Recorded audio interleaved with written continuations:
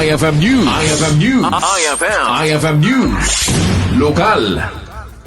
Agtultuloy ti anti-drug campaign ti Pagudpud Municipal Police Station kadagiti pagadalan ken ti komunidad iti parangida ulo ni Police Major Lester Dabay iti parakisar sarita tayo iti nailya na pulisya ket dito nga pangrunada iti parangi paadal kadagiti ubing kadagiti naganak iti madinga epekto ti droga no agusar ken no aglako dagitoy. Actually, dito tayo, di WCPD tayo.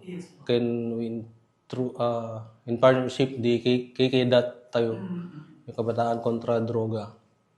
At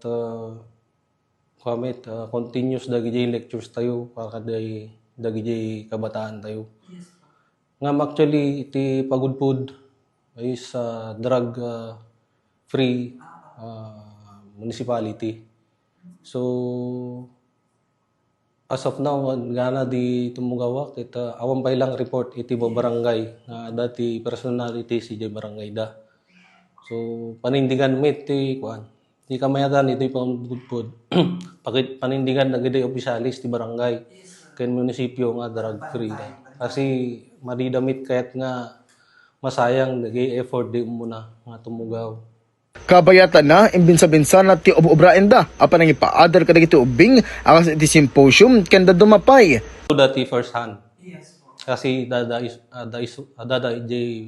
barangay. So dati muna talaga nga makaamo dapat. And then dati mamanda then report da kanyami.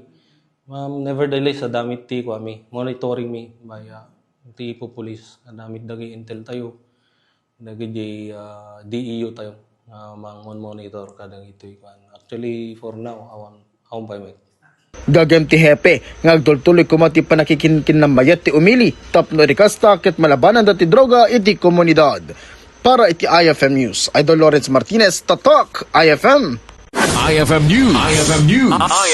IFM News. Lokal.